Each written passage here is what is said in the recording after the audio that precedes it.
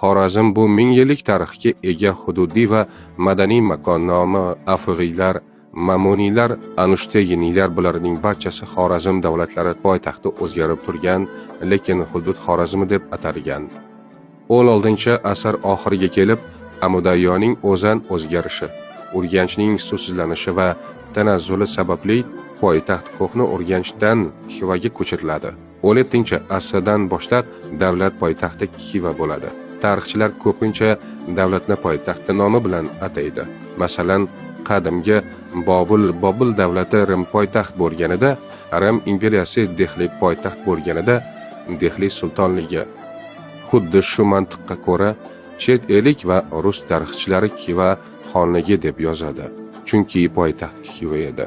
Lekin ularning o'zi ham biladi, bu Xorazmning navbatdagi siyosiy davri.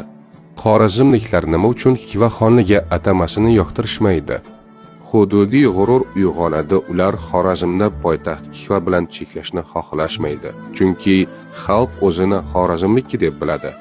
Hududning asl nomi ham Xorazm. Xiva xonligi deganda ba'zida faqat Xiva shahriga bog'lab qo'yilgandek tuyuladi. Aslida esa davlat hududi aynan Xorazm bo'lgan.